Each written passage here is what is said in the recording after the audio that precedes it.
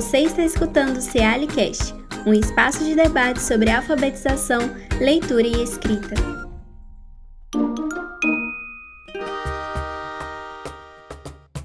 Olá, eu sou Valéria Rezende, professora da Faculdade de Educação da UFMG e pesquisadora do Centro de Alfabetização, Leitura e Escrita da FAI.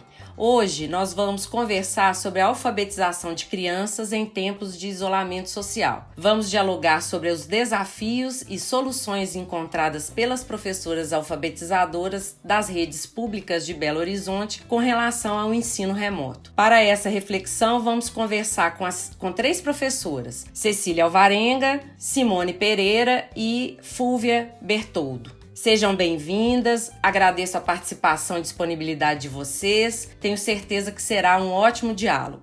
Agora eu passo a palavra para vocês falarem qual a rede de ensino e o ano em que vocês atuam. Vamos começar com a Cecília.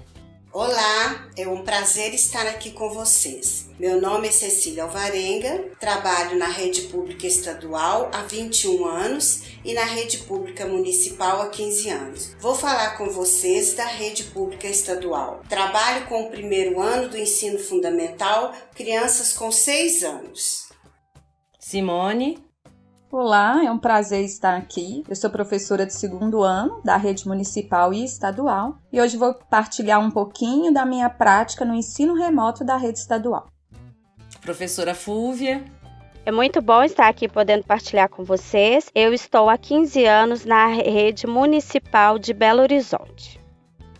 Que ótimo esse encontro aqui hoje, então. Nós temos duas professoras do primeiro ano, com turmas de criança de 6 anos e uma turma com crianças de 7 anos. Então, nós conseguimos contemplar aí o ciclo da alfabetização, como está previsto lá na Base Nacional Comum Curricular. Bom, a discussão da alfabetização sempre foi um desafio no Brasil e agora ficou mais complexa, considerando a pandemia da Covid-19 e o fechamento das escolas. Estamos vivendo uma situação que jamais tínhamos imaginado. Nesse momento, não podemos ter uma visão ingênua da realidade, considerando as desigualdades sociais das crianças brasileiras. Penso que é importante termos uma consciência crítica da realidade, parafraseando nosso saudoso Paulo Freire. E ele nos faz entender as adversidades para que possamos superá-las. Essa consciência nos leva a ter clareza das condições desiguais da população brasileira no que diz respeito ao acesso e aos meios tecnológicos e à internet.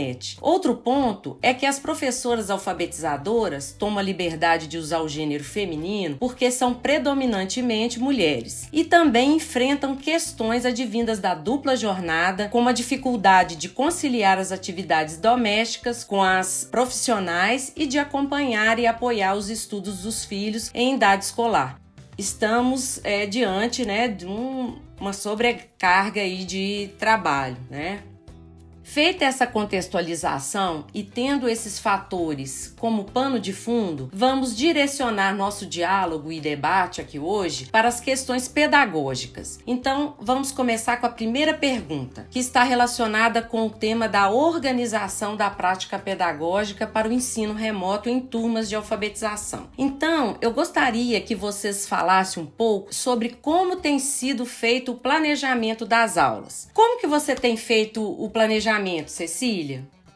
Bom, o planejamento é feito individualmente. Tenho mais 2 colegas do primeiro ano que trocamos ideias e atividades, e estas são encaminhadas semanalmente para a supervisora que analisa e dá um ok. Todas as atividades são baseadas nas apostilas dos PETs, que adaptamos para a turma, pois cada turma tem a sua especificidade e adaptamos de acordo com o desenvolvimento da mesma. Simone, como que você tem feito o planejamento? A Secretaria de Educação de Minas Gerais criou o Plano de Estudo Parado, que é o PET. Esse plano é mensal e o aluno ele deve realizar uma atividade de língua portuguesa e uma de matemática por semana. Ele é disponível através do aplicativo Conexão Escola. Nesse aplicativo, além das apostilas, tem vídeos para os alunos e chat, uma forma de comunicação entre o professor e as famílias. Mas esse PET ele foi pensado de forma geral para todos os alunos. Por isso, em parceria com a outra professora do segundo ano, nós produzimos atividades complementares a partir das habilidades exploradas nesse plano de estudo, de forma mais direcionada para as nossas turmas. Além dessas atividades, enviamos vídeos, indicação literária e jogos pedagógicos. Mas um ponto importante do planejamento é ter um olhar sensibilizado para a criança, Ela é o centro da aprendizagem, o foco do meu ensino e ela precisa continuar sendo protagonista. Então, no meu planejamento, eu levo em conta o contexto dessas crianças, o meio em que vive, as suas condições financeiras, de forma que eu consiga alcançar a todas. Por isso, as minhas atividades têm a possibilidade de serem feitas de diferentes formas, a fim de alcançar as diferentes realidades. E você, Fúvia, como que você tem feito o planejamento? A minha rede, ela vive um processo um pouco diferente da rede estadual, porque a Prefeitura de Belo Horizonte resolveu partir do princípio da autonomia de cada escola. Ainda não existe nenhuma sistematização para a rede toda. Então, a gente sabe que na rede tem blog, Instagram, Facebook, entrega de material impresso, mas o vínculo maior da portaria colocado nesse momento da convocação do teletrabalho é a questão do acolhimento e do panorama socioeconômico das famílias para a possível direção de um futuro trabalho, pensando até talvez na possibilidade de um sistema híbrido de ensino. E a gente tem tido algumas reuniões por escola. Nessas reuniões já tem apontado algumas iniciativas começando na rede, já tem uma tentativa de criação de e-mail para cada aluno, já tem uma formação na plataforma Google Classroom, mas ainda tudo no campo da construção. A minha prática específica, pessoal, ela vem de antes da pandemia, porque eu sempre estive amparada na construção do vínculo com as famílias. E a ferramenta real, possível, de acesso com todos da minha turma, é via o meu telefone pessoal através do aplicativo do WhatsApp. Eu sei que é uma questão difícil para a maioria de nós, até um grande desafio para as políticas públicas, mas no universo das minhas crianças, em termos de materialidade, o que há de aparelho é a televisão e o celular da mãe. Então, nesse sentido, o planejamento é baseado nas habilidades previstas na BNCC para o primeiro ano do primeiro ciclo, levando em consideração a realidade individual de cada família em relação aos tempos e os espaços, principalmente de acordo com a fase da escrita em que cada criança se encontra, tornando assim um roteiro bem individualizado. Interessante, É importante a gente destacar nas falas, a autonomia que vocês, professoras, têm para planejar. Mesmo a rede estadual, que tem um plano de estudo tutorado, vocês têm, a liberdade para adequar o conteúdo à realidade de cada sala de aula. Isso é muito importante. Então, vamos para a segunda questão. Quais os eixos do campo da alfabetização têm sido priorizados? Pensando nos 4 grandes eixos, aí do campo da alfabetização, que é a apropriação do sistema de escrita, a leitura, a produção de texto e oralidade. Vocês conseguiram envolver todos esses eixos ou priorizaram alguns nesse momento aí da alfabetização com aulas remotas? E vocês podem exemplificar com alguma atividade também. Então eu passo a palavra para Cecília. Bem, percebi nos PETs que a Secretaria de Educação tem priorizado mais a interpretação de textos e a oralidade. Então, eu procuro fazer os meus planejamentos de acordo com as habilidades e capacidades que devem ser desenvolvidas no primeiro ano, mas sempre com a orientação dos PETs. Todos os eixos são priorizados em minhas aulas. Sempre trabalhei com a sequência didática, que eu acho importantíssimo. Como que eu faço isso? Eu apresento um texto que pode ser poesia, parlenda, trava-línguas, história, adivinha, receita, lista ou qualquer outro tipo de gêneros textuais. Naquela semana, eu exploro tudo naquele texto. Letras, sílabas, palavras, frases, cópia do texto, produção e interpretação oral, o que entenderam, o que podemos mudar no texto, quais os personagens, desenho dos personagens. Trabalho também bastante a literaturas e vários livros. Então, dando um exemplo, nós estamos na segunda semana do volume 2 do PET. Essa semana, eles mandaram para a gente trabalhar uma atividade que é um poema. Esse poema eu trabalhei com eles a semana inteira, porque eu pedi para que eles colorissem entre as palavras, trabalhei versos, estrofes, rima, cópia do poema, carinhas de sentimentos que eu trabalhei com eles, para que eles desenhassem uma carinha triste, uma carinha alegre, com raiva, com fome. Pedi para que eles colocassem o horário de dormir, de tomar banho. Pedi para que eles fizessem um outro poema que eles achavam interessante, olhassem na casa deles, pensassem num outro tipo de poema para eles escreverem. Então, sempre trabalhei assim. Com essa sequência didática, eu acho que eu consigo muita coisa dos alunos. Então, durante essa semana, foi esse poema que eu trabalhei. E você, Simone, quais os eixos você tem priorizado?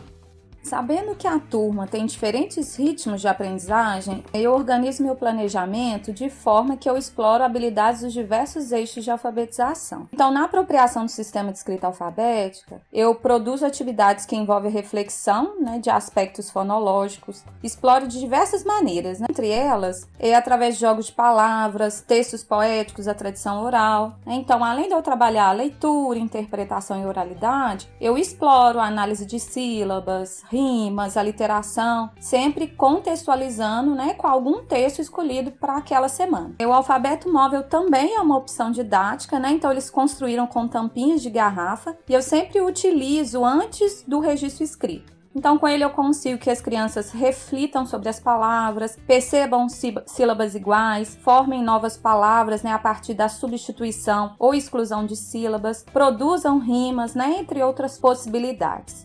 Mas também está incluído no planejamento a reflexão sobre o sistema ortográfico. Então, eu faço atividades em uma sequência evolutiva de habilidades que levam as crianças a fazer uma reflexão para se apropriarem da ortografia. E aí, algumas propostas foram através dos jogos. Então, por exemplo, eu fiz trilha de palavras com P e B, uma roleta com os encontros consonantais, o R intruso, o jogo de dados de palavras com M ou N, e sempre após os jogos tem uma atividade de sistematização. Semanalmente também tem uma indicação literária para que eles realizem a leitura, e tem esse vínculo com a literatura, e também a produção de texto. Ela é trabalhada a partir de um gênero textual, então a gente reflete sobre os usos sociais da escrita, a estrutura desse gênero, a função, até chegar na produção textual. Então, um exemplo foi a produção de um aviso que eles fizeram para a gente colocar futuramente na biblioteca da nossa escola e um bilhete que eles fizeram para mim. E você, Fúvia? Conta um pouco pra gente como é que você tem feito as suas atividades.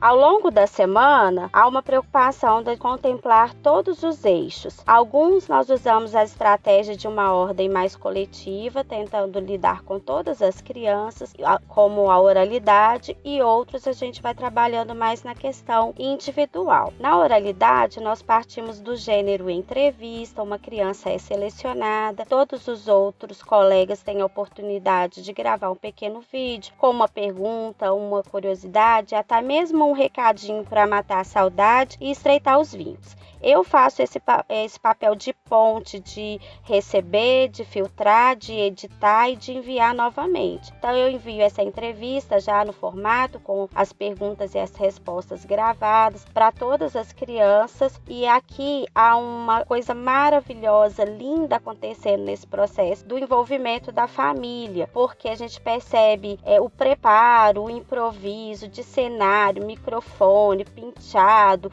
roupa e muita alegria das crianças nessa participação. Eles ficam ansiosos esperando o dia que eles serão um entrevistado. Eu também dou um espaço para a liberdade, a criatividade e a iniciativa das crianças, construir também essa autonomia da oralidade. Algumas organizam contação de história, música e até mesmo piada, mas aí é uma construção mais individual. Na apropriação do sistema de escrita, aí já é um processo bem individualizado, de acordo com o nível nível de escrita que a criança se encontra, e aí tem um objetivo muito grande de uma mediação com a criança para ela ter autonomia de fazer essas atividades mediante as fotos e os vídeos, e também uma produção de orientação por meio de áudio e de vídeo para esse adulto que acompanha essa criança nesse momento ter um olhar mais atento, uma escuta mais aberta e poder entender as dificuldades, os avanços que as crianças vão desenvolvendo na apropriação do sistema de escrita. Um exemplo é a estratégia que eu usei com os pré-silábicos, de trabalhar primeiro com o nome das pessoas da família, com os brinquedos, objeto da casa, a própria rotina que eles têm em casa. E aí a gente buscou uma construção das palavras através do alfabeto móvel, que no presencial a gente já tinha. Então eles já tinham uma caixinha com esse alfabeto, e a gente vai fazendo essa construção por meio de atividades de bingo, de cartela, que a gente vai usando o próprio nome da criança, e assim a gente vai seguindo nessa progressão. Os silábicos com valor sonoro a gente vai usando forca, e eles vão construindo essas palavras que eles vão escolhendo, e algumas que eu vou selecionando também, mandando foto, e eu vou fazendo essa mediação com o intuito mesmo de construir esse desejo de arriscar, principalmente do adulto que está perto se tornar consciente desse processo. A gente também tem a preocupação com a produção de texto, como, por exemplo, a lista de compra, que é o uso social da escrita, muito possível na realidade da casa, que a mãe vai olhando a geladeira, o armário ali, dizendo para o filho, e ele constrói essa lista, que depois o processo da reescrita é feito comigo. Nós tivemos uma oportunidade de trabalhar um livro virtual de receita, porque no presencial a gente já tinha um projeto com os avós, e nós tivemos a visita desses avós na nossa turma, e um passo marcante foi essa avó dizer a preparação que faz da casa e de algo gostoso para esperar esse neto. Então eles fizeram essa pesquisa virtual com os avós, e a gente conseguiu montar esse livro de receita. Com alguns outros tem algumas questões muito específicas, que um que ganhou animal de estimação, então a gente está partindo da produção de texto desse animal.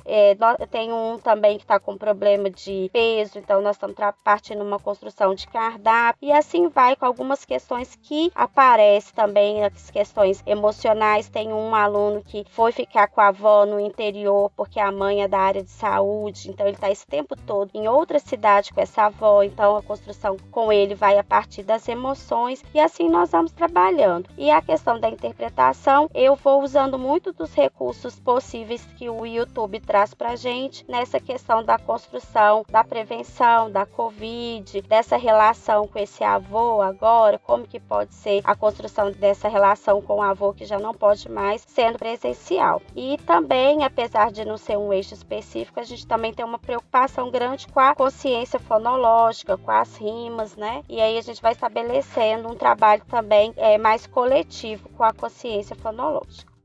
Muito interessante todas as atividades, né, que vocês apresentaram. Eu gostaria de destacar a importância do trabalho envolvendo a consciência fonológica, não é, que vocês apontaram aí. E que isso, né, trabalhar com a consciência fonológica é diferente do método fônico, né, como está indevidamente indicado na Política Nacional de Alfabetização de 2019, que nessa política do governo atual fala de instrução fônica, que nada mais é do que treino de consciência fonêmica, né? Pegando um aspecto só da consciência fonológica. O que vocês estão mostrando pra gente é outra coisa, né? São atividades de reflexão, atividades desafiadoras em que vocês vão trabalhando, né, a consciência da rima, das sílabas e mesmo do fonema. E é interessante, né, que sobre uma coisa que eu gostaria de apontar aqui, indicar para vocês e também para quem está ouvindo a gente, que na revista da Associação Brasileira de Alfabetização tem um número especial sobre a Política Nacional de Alfabetização, que faz essa crítica. Então eu acho interessante vocês consultarem. Outra coisa da prática de vocês que eu gostaria de destacar é o uso de gêneros textuais que circulam no cotidiano dessas crianças. A trava-língua, a parlenda, né, a cantiga, que envolve aí a ludicidade. Isso a gente sabe que gera muito interesse da criançada, né? Bom, então vamos para a terceira questão, que é quais os meios utilizados para que essas atividades cheguem até as crianças? É pelo meio digital ou é impresso? Como que é isso? Vou passar para a Cecília falar um pouco sobre as estratégias aí de envio dessas atividades. Um pouco desafiadoras, né? Todas as atividades são preparadas com carinho e atenção e são virtuais, mandadas no grupo de WhatsApp. Todos os dias eu gravo 2 vídeos, um às 13 horas, que é a atividade do dia. Eu imagino como se eu estivesse em sala de aula. E nessa parte da tarde eles estariam fazendo esta atividade. O outro às 17 horas, que é o para casa. Nestes vídeos, eu tento explicar, passar passo a passo para eles as atividades. Alguns pais imprimem as atividades, outros copiam. Aquela criança que não tem internet, que não tem condições de imprimir, a escola manda a apostila do PET, apenas a apostila do PET, não as atividades complementares. A apostila do PET com um boy para entregar na casa do aluno. Simone, como que é a sua experiência? O plano de estudo tutorado, ele é liberado de forma virtual, através do aplicativo Conexão Escola, e a escola imprime somente para os alunos que não têm condição de realizar essa impressão, e elas são entregues na casa de cada um. As atividades complementares, elas são enviadas semanalmente no grupo de WhatsApp e postadas no blog da escola. A família tem a opção de imprimir, ou de realizar com a criança no próprio caderno. E os jogos pedagógicos, eu dou a opção, para as famílias, de forma que elas consigam imprimir ou confeccionar junto com as crianças. Fúvia, como que é a sua experiência na rede municipal? Conta pra gente aí. A minha experiência vai ser um pouquinho diferente das meninas, porque a minha rede ainda não sistematizou, né? Então, eu não tenho nenhum recurso em relação à materialidade específica. Isso é algo que está sendo construído junto com a rede de escola para escola. Então, a estratégia que eu uso é de construção junto com a família, partindo da materialidade que eles têm disponível na casa deles. Então, nós vamos pensando na atividade da vida prática, da organização da rotina, como possível materialidade. Por exemplo, as roupas que a gente pode pegar no varal servem de recurso da aprendizagem, tanto da matemática quanto da língua portuguesa, né? Em um simples pedacinho de papel, alguém da família registra os nomes das pessoas da casa e a criança vai selecionando as peças e organizando esses montes de acordo com essa orientação da placa escrita. Na dúvida do recurso visual, a numeração da etiqueta pode ser a seleção. E eu vou orientando os adultos assim, enquanto na vida prática mesmo. Por exemplo, enquanto o adulto está preparando o almoço, pode tirar um pouquinho do arroz, do feijão em um prato e ir ditando as letras e a criança tentando fazer a forma da letra com esse recurso. Se a habilidade da coordenação motora dessa criança está mais desenvolvida, a gente pode usar o recurso do fubá, da farinha, com o auxílio do dedinho, de um palitinho de dente para traçar essa letra, orientando que não é simplesmente só dizer o nome e de pensar na forma dessa letra, mas desafiar essa criança a pensar que cada letra também tem um som, refletir por esse som, e com as brincadeiras de rima, por exemplo, durante a limpeza da casa, numa conversa durante a refeição. E aqui eles usam um recurso maravilhoso do funk, eles me mandam às vezes alguns vídeos numa situação cotidiana com algumas rimas e algumas músicas assim que não dá nem para imaginar nessa materialidade. E assim, eu tenho claro que uma questão de complexo da minha rede nesse momento em relação à questão social das famílias e ainda não ter essa sistematização da proposta em si da rede, ela causa esse desafio mesmo de estar pensando esse material para além do papel e para além da tela. Tem que se tornar viável mesmo essa materialidade de uma outra forma e principalmente também pensando que esse recurso é muito limitado ao recurso do WhatsApp. E então por isso o meu foco fica no critério de selecionar essas atividades, muito relacionada na construção desse vínculo afetivo, mas também pedagógico, e pensando bem individual no que essa família tem de material, estimulando essa família a não desacreditar que é possível, estimulando essa família que às vezes ali naquele saco do pão é um recurso que a gente pode usar sim, e nutrindo o desejo de aprender, de apropriar desse processo, mostrando assim que todos são capazes e que isso é uma fase difícil, mas juntos a gente vai vencer. Bom, o que a gente percebe, né, que o meio, né, predominante é o WhatsApp. E as famílias que se encontram em situação de vulnerabilidade econômica e social, elas recebem de alguma forma as atividades impressas. Bom, gente, vamos então para a última pergunta. Quais as formas de mediação no processo de apropriação da escrita que vocês têm construído nesse momento de ensino remoto? Como que é feita a devolutiva das atividades? Como que você faz isso, Cecília? Eu comecei a fazer a apropriação da escrita, né, lá quando nós estávamos em fevereiro, bem dentro de sala de aula. Nós nunca pensávamos que ia acontecer uma coisa dessa. De repente veio um carnaval, já deu uma distância e quer dizer, nós tivemos pouquíssimos dias. Então eu tive que retomar totalmente lá no iniciozinho de quando eu comecei em sala de aula. Cada um é cada criança tem o seu ritmo, né? Comecei a minha apropriação de escrita através das atividades, primeiro com letras, que são mandadas através do WhatsApp. Depois a gente foi crescendo um pouquinho, os gêneros textuais foram aparecendo, bastante jogos, brincadeiras, reconto de histórias, separação silábica. Os recontos de história eu faço muito com eles oralmente, e depois a gente faz a escrita desse reconto no coletivo. Cada criança fala uma frase, eu escrevo, né? E depois eles copiam. Também tem os livros literários via vídeos que são excelentes, que eu sempre mando. E as histórias que nós temos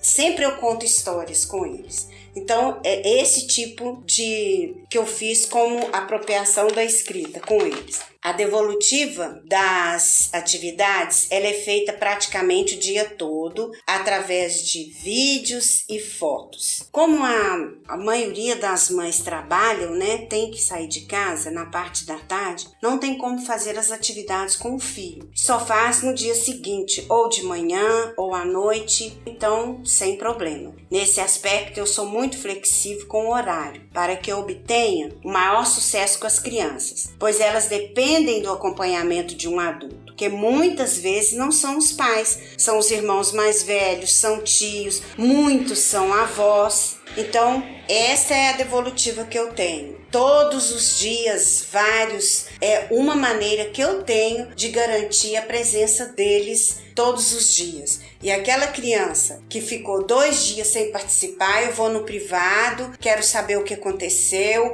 por que não está participando, não fez, não tem problema, entrega o dia que der, faz o dia que der, mas o importante é a criança estar sempre ali participando da aula. Esta é a minha devolutiva que eu faço todos os dias. E você, Simone, como que você tem feito essa devolutiva, essa mediação das atividades com as crianças?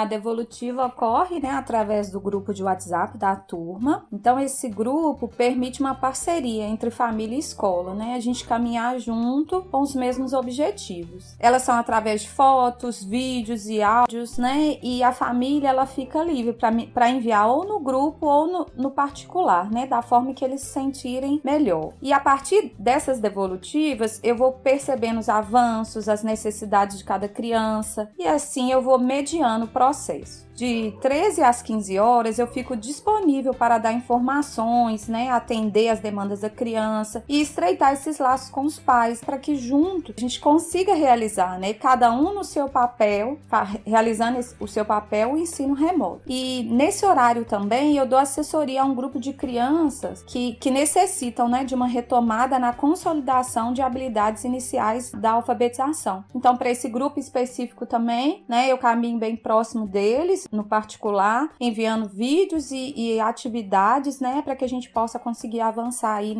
na consolidação das habilidades.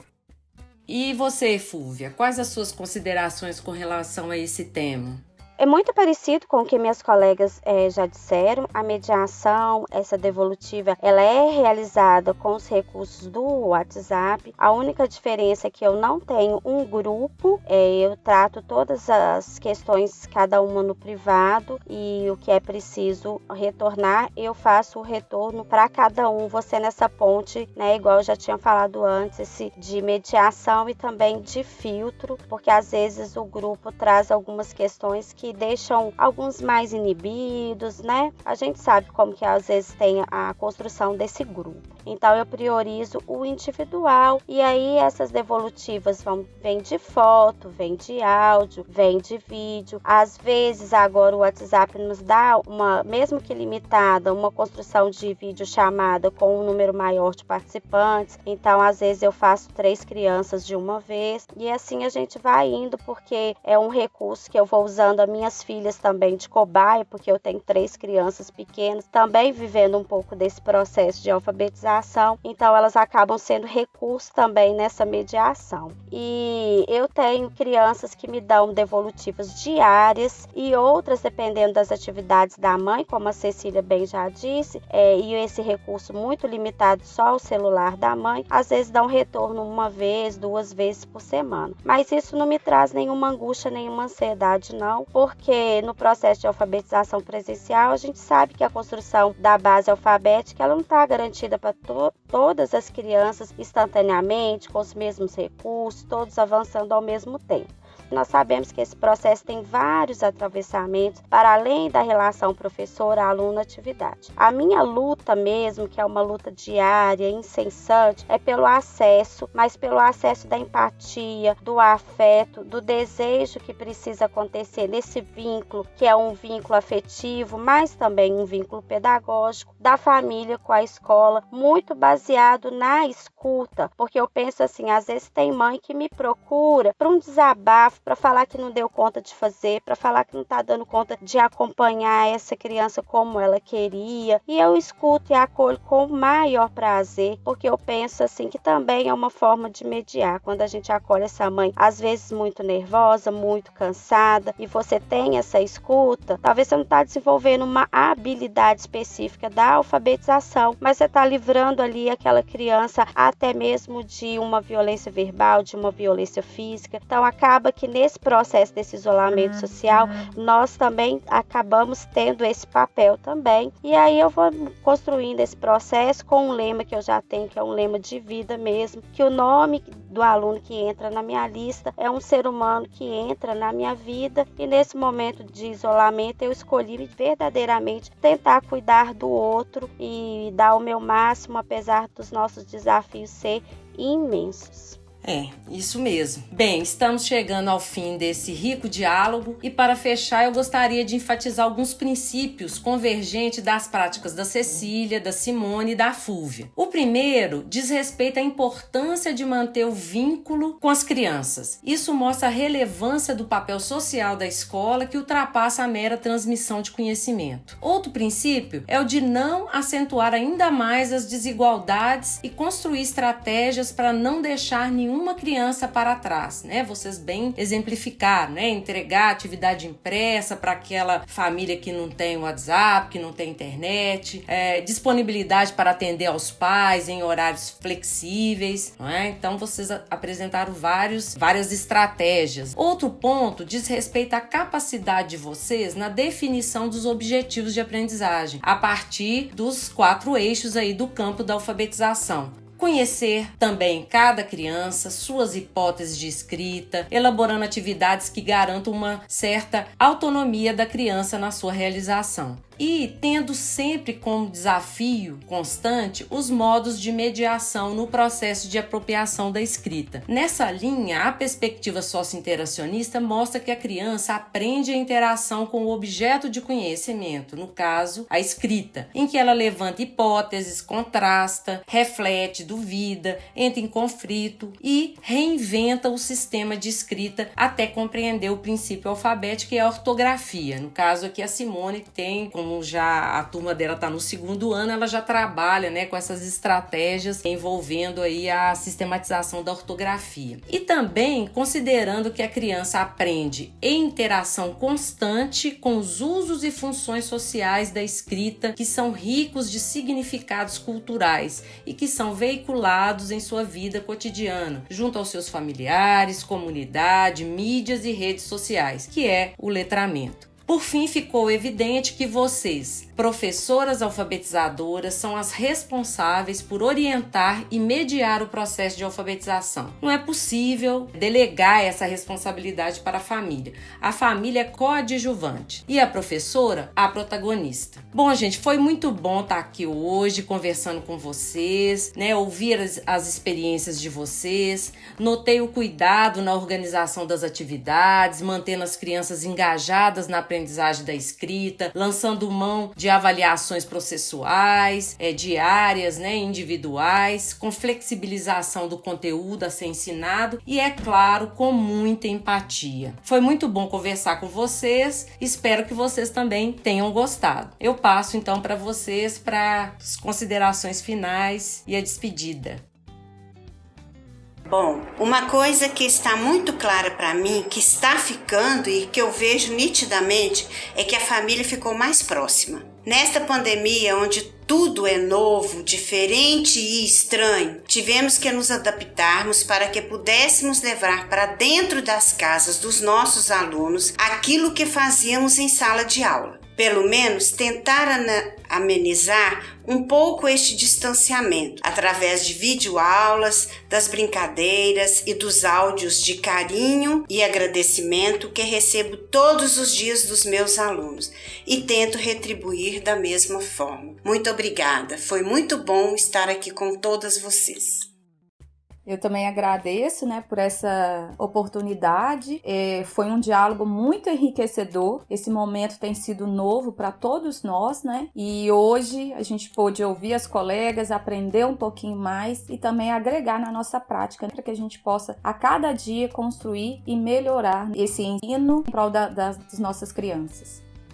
Eu também quero agradecer imensamente essa possibilidade, esse diálogo que o SEALI nos deu, porque partilhar é bom, acalma o nosso coração, a gente aprende coisas novas, é muito, muito enriquecedor para todos nós. E apesar de todos os desafios, escutando as minhas colegas, eu fico muito agradecida de pensar também que essa pandemia trouxe algo bom, apesar da gente ver tanta coisa ruim, né? Que aquele processo no coletivo que às vezes a gente ficava tão ansiosa que a gente precisava de um tempo individual para acolher e ver uma intervenção pontual com o aluno, que às vezes no presencial se tornava muitas vezes impossível. Agora eu percebi claramente, né, nessa partilha, que nesse momento está sendo tão possível esse atendimento individualizado. Então esse momento aqui de debate para mim foi riquíssimo, inclusive para a gente perceber isso, que dentro de tantos desafios, de tantas coisas que nos levam a pensar no negativo, a gente encontra o positivo e isso é muito acolhedor. Imensamente agradecida pelo contato com vocês. Bom, chegamos ao final, então agradeço muito a participação de vocês e até o próximo debate. Ouça na semana que vem a segunda parte desse episódio, que continuará a discutir com outras professoras os desafios e possibilidades da alfabetização nesse momento de pandemia. Este foi o SEALI Cast. Você pode nos escutar no Spotify e no YouTube. Se quiser, você pode enviar sugestões de temas e perguntas para o nosso e-mail sealicast@gmail.com.